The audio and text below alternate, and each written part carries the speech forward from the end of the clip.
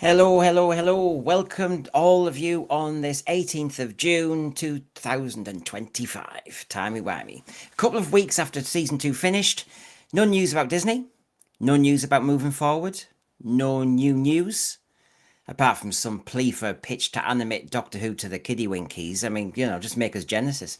And then Doctor Who Monthly arrives, and Russell T Davies sets those screeching brake noises in motion. So let's take stock of the situation. Where are we truly with Doctor Who? The main show. Let's not be gaslit. Let's not be distracted. We're talking about the main show, RTD. So let's take a look at a state of play.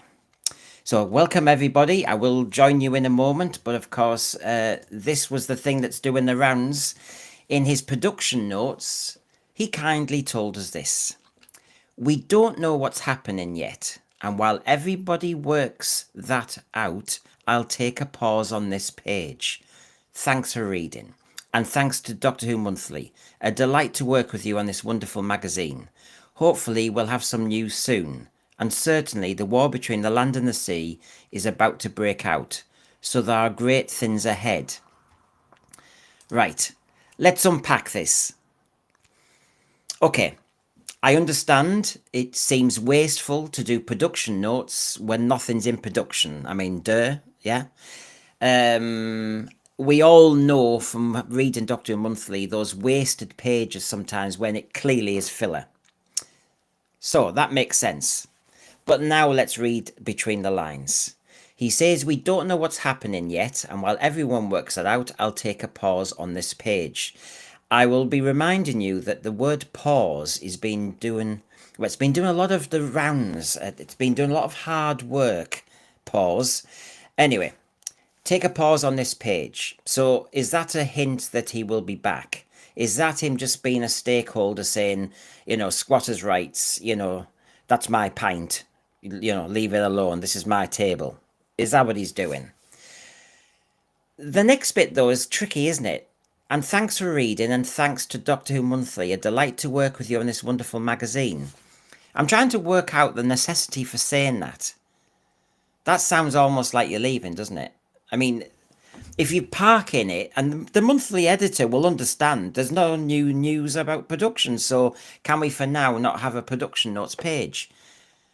And thanks to Doctor Who Monthly, a delight to work with you on this wonderful magazine. I'm just wondering about the necessity of that sentence. And then hopefully we'll have some news soon. And certainly we've got the spin-off is about to break out. Now, there's some interesting things there. Is the spin-off about to break out? In other words, maybe September?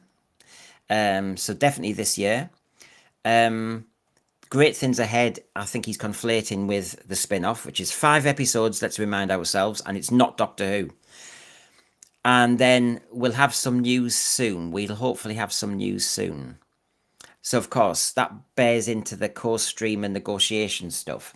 So, let's just park that there for a moment, and I'll see what your thoughts are in a moment. But it's interesting, isn't it? We don't know what's happening yet. Remember, we were told, wait till season 2's over. Wait till everything's been broadcast, and then we'll start to announce things, and decisions will be made.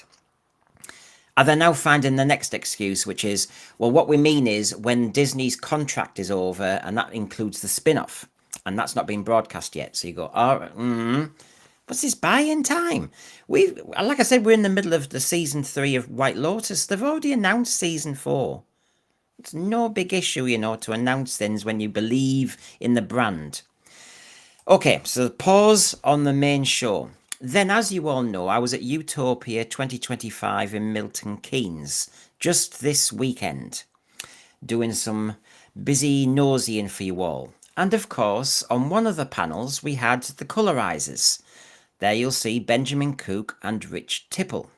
Now, Rich Tipple, fine, tells us about all the technical details about the colorization. Benjamin Cook being the editor, with his ear to the ground, he talks to Russell T Davies. So, what was interesting there, and I've got more tidbits I'm going to release over time, but the one relevant to what you've just heard about Doctor Who Monthly is that Benjamin Cook said, because we all say, oh, what's the next colorization? What's the next project up? And of course, we were expecting them to play the game.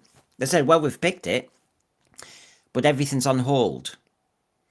Everything's on hold. So, Doctor Who Monthly, he's pausing apparently from doing production notes. But thank you to the magazine for having me. Benjamin Cook with the colorization says everything's on hold. And then, if we just go a little bit further, we remember the language used when Russell T Davies himself was interviewed for Newsround. And apart from kind of distracting us with nonsense about Doctor Who's reached the status of like Robin Hood, he said sometimes there might be a pause. And during that pause, the viewers of Newsround now will grow up for a few years and start writing stories, and they'll bring it back. Now, you know, we've talked about this, as I'm sure many other streamers, but it's the language. The language gives it away. So we've got pause in Doctor Who Monthly. We've got the colorizations are paused, and yet they tell us they were successful. So remember, if something is successful, you book another one. But it seems like the money's dried up. It seems like Disney are well and truly gone, and therefore the BBC are looking behind the settee. I wish they were putting us behind the settee, looking behind the settee for some spare cash and trying to work out, well, what do we do now? Because all our eggs were in the Disney basket. So let's just pause everything, screeching of brakes. But you see, he implied here that this would be years, years and years. And that, you know, kids will grow up and then be able to bring it back. So let's just, like I said, take stock. Colorization, the main show, and it seems to have gone, and he's telling the kiddies, you know, there's a different way. So, is it in that hiatus that we were all thinking about? The other rumour was 2027. But pause is being used quite a lot as a kind of argument here. Now, within the magazine, he was also trying to be upbeat. So let me be fair. So, okay. So, like I said, I'll come to you all thread in a moment, but you can see the state of play. So, reminders, he just very quickly in the magazine this morning said, we don't know what's happening yet. And while everyone works that out, I'll take a pause on this page. And of course, further on in the magazine, no, it's not the end. Don't be mad. Doctor Who will never end. There are pathways leading to potential futures. We've still got the mystery of that bright and blazing ending. Oh, hello. Yes, indeed. Hello, Billy. And there's Susan, of course. I wonder if we'll ever find out who the boss is, or who the boss are. I'm still wondering who Gus is from Mummy on the Orient Express. Maybe they're the same. Just take a think about that. There's an awful lot of filler going on there. He's almost trying to kind of create an interest when actually it's dead in the water. The Billy arrival hasn't really done anything. Susan, bless her, was supposed to be at Utopia, as in Carol Ann Ford. I assume she was ill or something and she had to cancel last minute. And I know, she's 85 now. And you do wonder whether the disappointment that this great comeback has been kind of at least delayed or paused. So let's look at what he's saying here. This is supposed to be the positive bit. It's not the end. Don't be mad. Doctor Who will never end. Well, that's called hope. There are pathways leading to potential futures. Notice the word potential. Not, not definite. There are possibilities. Basically, they are looking up an awful lot of possibilities. And then the rest is all froth. So lots of distractions going on there. So is this good news? Is this, as he's trying to depict it as? Or is this, as a lot of people are saying, is this the end? Tharies seems to think it's the end. I'm not one who follows Tharies, but I've seen his tweets and he seems to be thinking it is. Other people are going, oh, you're reading too much into this. I'm not reading into one thing. I never do. I've now just shown you 3 pieces of evidence. And remember the Utopia one, not everybody was at it, so not everybody knows that there's another piece to be thrown in. Why, if the colorizations are doing well, and they're nothing to do with the main show, are they on hold? What's everybody waiting for? A new vision? A new showrunner? A new idea? Alfie Jack here. No one has any interest in what RTD has planned. We are interested in new blood, though, very interested. Yeah, I'm very interested in this co-streamer thing. I'll come back to that in a moment. I agree with you, Alfie. Anything about New Who? So Billy Piper coming back, bless her. Anybody linked with this era from Moffat onwards, new, fresh. This is what we need. And I've got quotes from Verity Lambert in a moment as well, which might be pertinent. So see, if Doctor Who is paused and also a woman again, could we call in a menopause? Oh, they're all on it today. Paul Holgate, if there are no plans, it was totally unprofessional to end the show the way he did, but then we know he's unprofessional. I've never been able to fathom the Billy Piper thing. If you always go on the law of diminishing returns, as David Tennant discovered, I mean, yes, we got a bump from the Chris Chibnall years with those 3 specials, but each one started to fall and it never carried through. So, yeah, that's not too hot itself. Let's have a look. Tom by Chick, RTD. Go on, now go. Walk out the door. Don't turn around now. Maybe we'll get the message in son format. Nice try. Right, so this is where we are at the moment. And so I've shown you the 3 pieces of information, and then we'll remind you of the context. It wasn't long ago he was saying for season 2, the show in 2025 is going to be bigger and madder and darker, taking wilder swings than ever. I am confident that Doctor Who is forever and the future is bright. Again, if this was somebody in my English classroom, I'd say the first bit doesn't link with the second bit. One bit is saying, oh, season 2 will have things in it, and then the next bit is saying, and I'm hopeful for a future. That sounds as though everything is so up in the air, and it does sound, I am confident the Doctor is forever, the future is bright. That does sound very much like this, doesn't it? So, interesting. And remember, it wasn't long ago Russell Davies was saying, I don't talk about coming back because it's a new show. I just want the show to be bigger. I want to take the show forward. I wanted to be with a big streamer. And so remind us, we don't have a streamer. The show has not gone forward. In fact, it seems to be eating itself, almost literally. I mean, we are Omega. It's very interesting when you use a Sutek, the toy maker, and Omega.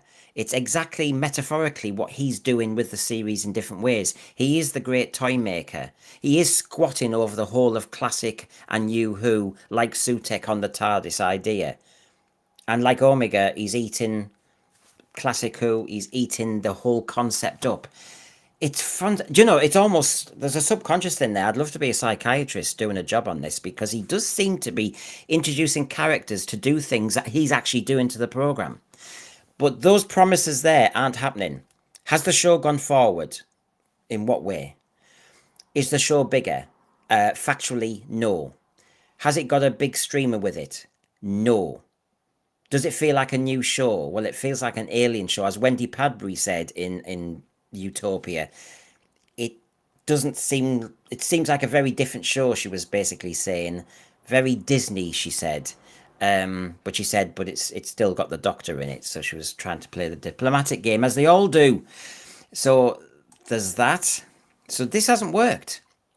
And of course, in Time magazine last year, how Shooty is bringing Doctor Who into a new era. And Julie Gardner was saying, I want everyone in the world to know Doctor Who and watch Doctor Who. The adventure, the hope, the optimism, the joy, the toxic masculinity, killing a dodgy boyfriend with microaggressions by turning him into a sperm and an egg, and never will he have existed. Yeah, I can feel the joy now. Those promises, those ambitions, once words hit the script and those scripts were turned into TV programs, have not delivered. And the reception of those broadcasts has been bad.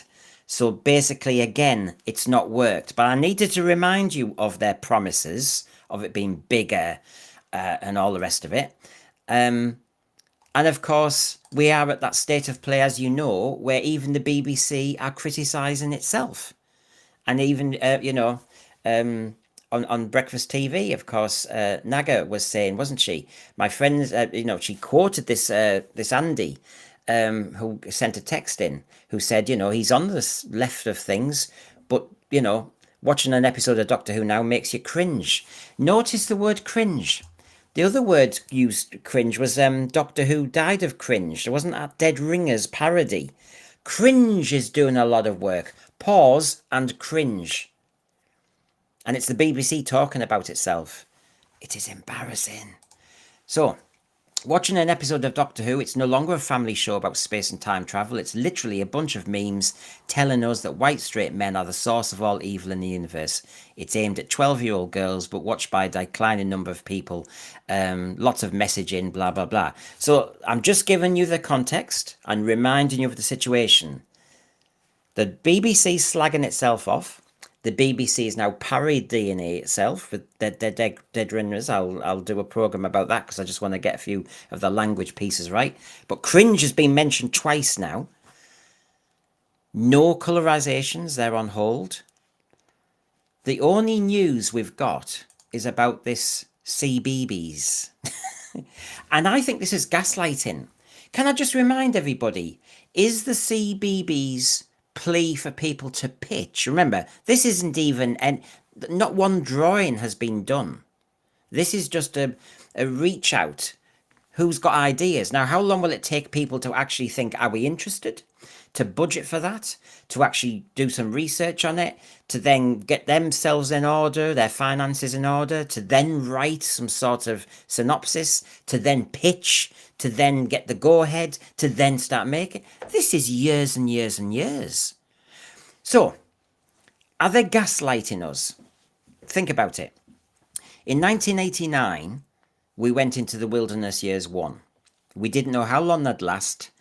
Then we had the New Adventures books. That distracts you slightly. New adventures. It sounds like there's something new in Doctor Who. We have a Children in Need sketch or something like that. We then started to get the big finishes. All distractions from where is the main programme. And this just smells a bit like that. Keep our game, keep aiming for the main programme because that's the key. CBeebies, Doctor Who. And of course, what depresses me more is that they are planning to make so many episodes of it. And you think, well, if you're so committed to Doctor Who, just commit that money to the main show. Make a special. Make 2 specials. Why is it we're trying to split the brand?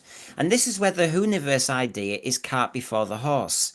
By actually doing this Whoniverse ambition, RTD has I think he's kind of sliced and diced the brand to the point where it can easily be picked off. So basically, the main show is weak. It's lame. It's wounded. Obviously, Disney couldn't be bothered. And they are possibly in negotiations now with another streamer. But that's not just greenlit. And that'll take years. Lots to be sorted out. In the meantime, should we do some colorizations? Well, hold on a minute. Okay, then, let's do some kind of noddy Doctor Who for the kiddies. Well, that's going to take years. There's nothing happening. As Simon Mills says, it's the end. Stephen Bellow, let's stop all the spin. Just make good Who. So see, here's an idea. Rest Doctor Who for a few years, give it a reboot, back to factory settings, and once a new showrunner and Doctor has been found, relaunch it as a YouTube exclusive. I think nearly every fan worth their salt is actually saying it needs stopping. Don't just stagger it on with another special with Billy and David Tennant. Oh, another little special. Notice all these specials are not special. That's the most thing, that's a big giveaway about them all. Eye of Horus here. Having gone through the Wilderness Years, let's look on the bright side. Real fans will not abandon hope and love of that series. RTD cannot rip out collective hearts. My only concern, Eye of Horus, is lightning doesn't strike twice. Anything that repeats is never the same. RTD2 is not RTD1. And it was interesting that when talking about this, Verity Lambert was talking about, she was asked, was it in SFX in 2013? Verity Lambert, is it true you were in talks to bring back a new series of Doctor Who in the early 1990s? Yes, it's true. The BBC approached me to resuscitate it. And then Russell, I thought that was just a rumour. Verity, no, they did. And at that time, I wanted Peter Cook to play the Doctor. Oh, wow, that would have been wonderful. But this is what Verity Lambert says. But then I thought, well, I've done this. I was quite young when I made it, and I think it needs younger people. It needs people working on it who are in touch with younger people, not pretending to be younger people. Notice Russell here says, I'm 43, but I'm one of the gays. Hooray, we go to the disco. Can he be serious? She was 26 when she made Doctor Who. And Verity says, I don't think that I'm out of touch with what's going on, but sometimes it's best not to go back because you carry some of the baggage you took from the early days. Some of it's good baggage, but some of it may not be. When someone new comes in, they take the good bits and then they chuck out stuff that's not appropriate anymore. I think that's the part of the strength of Doctor Who now. It relates very much to what's going on. Now, isn't that interesting that Verity Lambert, such as a prolific producer, an award-winning producer, a savvy producer, she had her own company, didn't she? Film company. Did it when she was 26 and young and took risks and everything else. And now she's older, will not go back. And she explains there why. Russell Davies ignored all that. Notice the point from Verity Lambert that she thinks it's a show that young people should be making because they get where young people are wanting to go, rather than an old person pretending to be down with the kids because he goes up and down Canal Street. I can't pretend I'm down with the kids just because I'm in front of them, although I will have a slightly better idea than he does. So there's a lot of merit in what Verity Lambert says. And I find it very interesting that she's saying, if you have fresh blood, they can come in and take those risks that you need because they won't have skin in the game and they don't think, oh, I need to protect that because when I was here the first time round, oh, I'd hate to lose that. You know, a new person might come in going, oh, Rose, no, none of that Rose crap. No, we're not doing the sexualization stuff of the Doctor. No, we're not doing that. Whereas, of course, could RTD do that? No, he couldn't. So it is interesting when you see the two showrunners talk to each other there, that the actual wiser, more successful, more prolific, and wider ranging brief of Verity Lambert said no. I would never bring Doctor Who back. It's for somebody else to do. Whereas RTD can't do it. Can't do it. Hello, Divine and Dragon. So far, most science fiction IPs have been granted one successful revival. Interestingly, a second successful revival seems not to take. I'm not sure it's possible to return after being killed. Divine and Dragon, I think one of the big issues with revivals of long-running series is that you look at Dallas that tried to bring it back and all the rest of it. You're eating on yourself. I use this phrase a lot. You really need a strong new production team who really have to find the right authentic origins of the show, the spirit of the show that really resonated. I think going down these pathways of saying, oh, we're a different society now, kids are different now, I think is missing the point. Every kid worth their salt wants to be scared and thrilled. I don't think that matters what generation you're in. I don't think it matters what century you're in. If you study your history going all the way back, storytelling, drama, thrills, scares. And I just think you get these producers now with all their fads who say, oh no, but kids are all into this now. No, stop it. Kids are kids. So basically, get back to what Doctor Who really used so well to resonate with the kids. And so you need somebody to cut all the froth out and actually see what is the merit of the program as an IP. And I think that when you revive and revive and revive, and bringing RTD back to revive New Who, which he started, I think it was too close, it was too familiar, and therefore he's been tapping into earlier stuff that New Who did, rather than be ruthless, be clinical, be tough on yourself. It's one thing I would do to myself. I'm very hard on myself. I like to try and be brutally objective. And to be honest, there's a fun in that. You know, if I've done some streams from a year ago and I just don't think they're working or the format's not working, they get dropped and they are dead. I don't think I'll build on that. I'll tweak that. No, why are you doing that? If you think the idea is not working, if it's not getting traction, cauterize it, start again. Be brave enough to do that rather than let's just build on it. I think let's not, was it lose the baby with the bathwater sort of idea? Stephen Bellow, I don't think Who can be global again. It needs to be small, attract good. The idea is you start from the grassroots. And I think Doctor Who has got a bit too big for its boots. Not us. I think New Who has fallen for it. It's had its twinkle, it's been looking at across the pond. It can see the money. You can see the money in their eyes. And as soon as you see that with production executives and stuff, they take their eye off the ball because they're either thinking about merchandise or they're thinking of how many spin-offs can they keep going to just sustain this mega machine. They're not actually thinking, is this actually Doctor Who? And I think New Who has done that for quite a long time. They've forgotten what they are. And I actually would almost ban the next producer from being a fan, because any fan now who produces can tap into 60 odd years of Doctor Who, and it's lazy, it's shortcut, it's trying to do, as we call it, fan service. I think that's the danger. So let's just continue with this for a moment. Now, remember, we know that there are possibly, this is a leak, isn't it? Possibly negotiations with another streamer. And let's be honest, I'll go back to obviously what RTD said in the Doctor Who Monthly, that he's, other things are up and they're all just waiting. But you see, my only hope left is, if this is true, according to the source, the new partner is pushing for greater creative control than Disney had. They want the show to take itself more seriously, aim for older teenagers. And I would say, therefore, you go darker.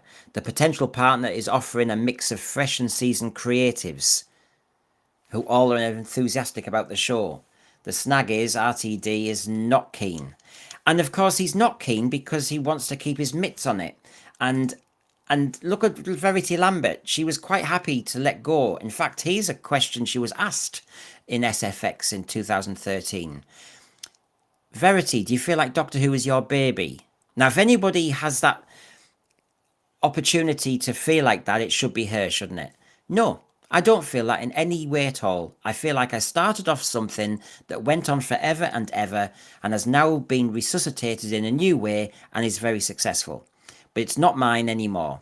It has bits of my thing, but it's another entity. And that's jolly good. I do feel proud that years ago, knowing very little, I started something that's still running. Of course I do. And then they ask Russell Davies, can you ever imagine handing it over to someone else? Remembering, of course, I've just shown you that one of the leaks is that RTD's not too happy about giving creative control to this other possible new streamer. Oh, I'll be fine. Part of me can't wait for the day I can watch a new episode of Doctor Who that someone else has made. I might be in a big rectangular, but yeah, and he goes off on it. He can't almost be serious. I am intrigued by this. It's the only hope we've got. It needs to be a brave move by the BBC to actually say, without being official, but New Who is over. Whether a new series is launched in a couple of years, it's a new breed. It's a new way. Very like Verity Lambert said, that, yeah, she started it, but I don't recognise my show. I'm good for it. In other words, it's a new version, it's a new format, blah, blah, blah. That's what we need now. I've said how many times that the New Who product is now dead. The formula's dead. The tone of it is dead. The trouble is, RTD, you saw with the CBBC's pitch, he's talking about it being camp, about being fun. Sorry, you're missing the whole blooming point of what the essence of Doctor Who is. Brian here, the streamers want the rights to all of the Doctor Who back catalogue, and the BBC is not going to do it. If that's the big deal, though, that's a money option, Brian. I mean, yeah, the BBC quite rightly can say, well, show me your money, because it's the back catalogue. I mean, which one would you, give ground on? Would it be the back catalogue? Would it be hold for a high price? Or would it be to hold on to your creative control of it? You see, the BBC should be very careful with the creative control a little bit. I.F. Horus. So you don't want fans involved in the next reboot continuation. Therefore, your much hinted at Writer Room podcast will be by default redundant. Next. I.F. Horus. I'm talking about the person running the thing. The writers, I wasn't talking about. I was talking about the person who has the overall vision. I think a fan running that, it'll just be another series of Big Finish. There is a nuance in what I'm saying, I.F. Horus, isn't there? Isn't there? Fresh eyes, somebody who's got aspirations, who wants to take risks, somebody who wants to be a success in TV, running a team to write Doctor Who. So I don't think what I've said is what you've just said or can conclude what I've said. I don't think a fan should be running the show. I think I'm getting clear on that now. Tell me why you think a fan should run the show, IFRs. Go the other way. Why should a fan run the show after having faced the last 20 years? We've had 3 fans in a row do damage, play lip service, twist, and almost want to own Classic Who and damage Classic Who and damage the legacy because fans are familiar with the stuff. And I've said it in how many streams now, IFRS, familiarity breeds contempt. And if ever that was true, look at the last 20 years of Doctor Who. The contempt for Classic Who. The contempt and disrespect for Classic Who writers, Classic Who actors, Classic Who villains. And you're saying give another fan a chance at the top? No, I think the person at the very top should be somebody who hasn't got skin in the game. So you can pitch as a Doctor Who writer who's a fan, a great idea with merit. But the person at the top is clinical, is ruthless, is fresh, and has got no, obsession with, oh, I was dying to bring the Rani back. Do you see what I mean? You need somebody who goes, who's the Rani? Why bring them back for 5 minutes and then eat them? Please explain. You know what I mean? That's what I need. So it's interesting that you've said that, but no, I think I'm quite clear. There's a difference. Alfie Jack, RTD seems to be under the illusion that Doctor Who is his and he has complete control. That's why I showed the Verity Lambert comments, because she goes, no, I'm glad I started it, but I've moved on. And I think it's for somebody else now. I wish everybody else would think like that. Divan and Dragon, take production out of Cardiff. I no longer trust that venue. Start a new studio. He's doing fan service to me now. Of course, they should start it in Middlesbrough. Yeah, give us a North East. Yeah, well, actually, the North East deserves something. Stephanie Barrett, hello. Not darker, edgier. Darker isn't suitable for younger kids or anyone of any age for whom life is really hard, who watch Doctor Who for uplifting escapism, not the downer of dark themes. I suppose what I mean by dark is go Philip Hinchcliffe.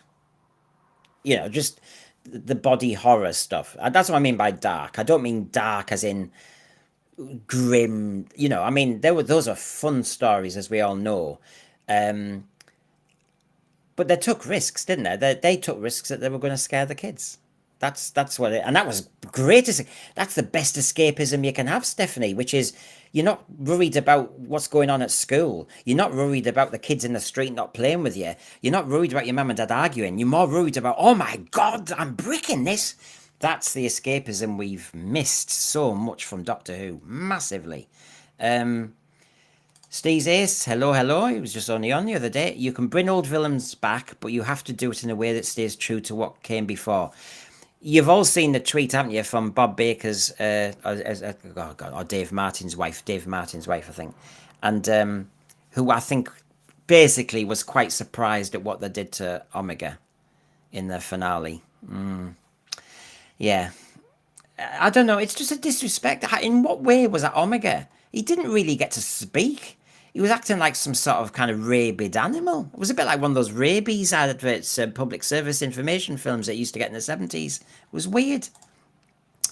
Hello, Shan. To be fair, RTD spent a long time turning down any involvement with Doctor Who after he left. True. Not just writing, but including even getting screeners early. Said he'd watch it on TV with everyone else. Yeah, well, that's what I mean. You cauterize. You had your time, you let go. But everybody in every job does that. I don't kind of talk to the person who replaced me at work and go, how's so-and-so and how's so-and-so. You've just got to let people do their bit and let go. It's good for you and it's good for everybody else. Eastland Burkholder. Simple format. Doctor goes for ice cream or gets lost due to bad navigation. He discovers, what's that? Sign of hungry? He's going to deal with it. Not our problem. We are not the natives. Maybe we do not have the... What's going on? What are you saying? Remember, we said recently with our think tank that basically give him a version of amnesia. The Doctor's got amnesia. He doesn't quite know how to fully use the TARDIS. So you've kind of got the three Doctors concept again. Oh, sorry, the War Games concept of he's exiled and he can't work the time machine. In this case, well, he can still do the universe, but it could crash land. He could be in danger. The TARDIS is getting old and is therefore full of perils. And the Doctor doesn't quite know who he is anymore. Oh, wait, come on. That'll give you mileage. And it's a bit of a revamp. And therefore it will change the tone. And please, no companion arcs.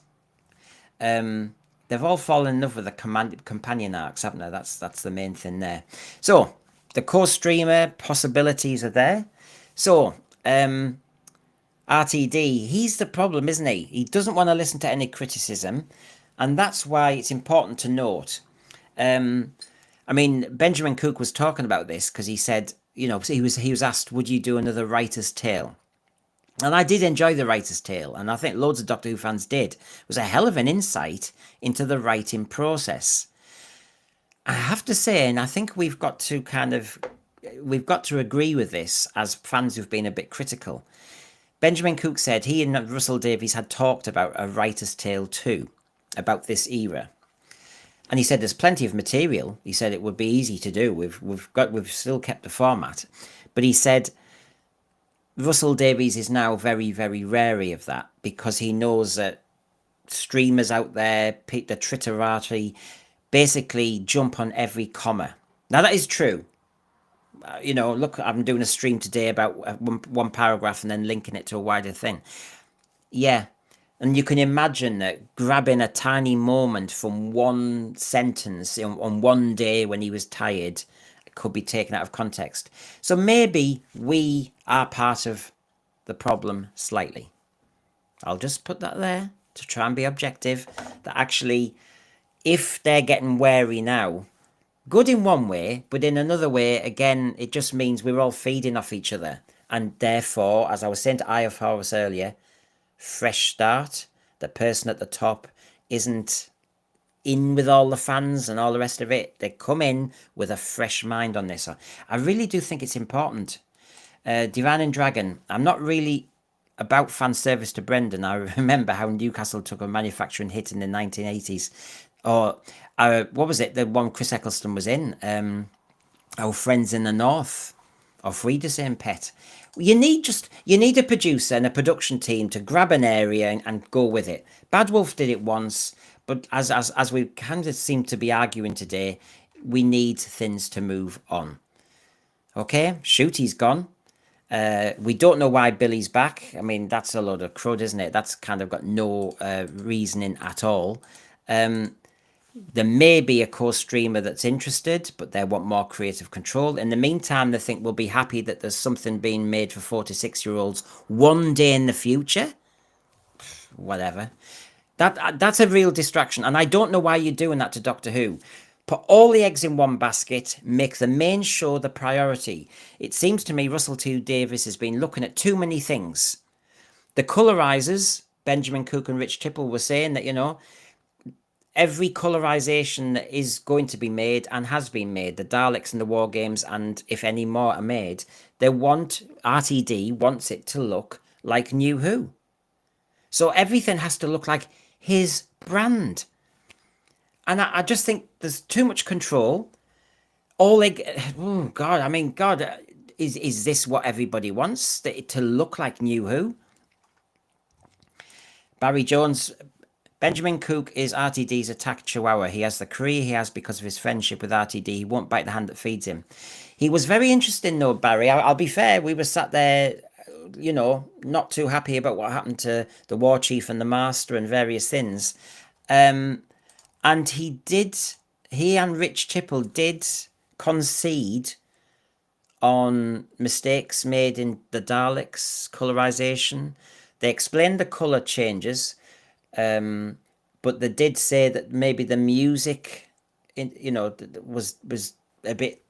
And they seem to say that for the War Games, they're pushed back on some of the BBC's advice on certain things. They're pushed back, and it was it was so noticeable when he said it was on hold, but it was also noticeable when he said that the colorizations from the 60s have to look like New Who in feel and tone and style.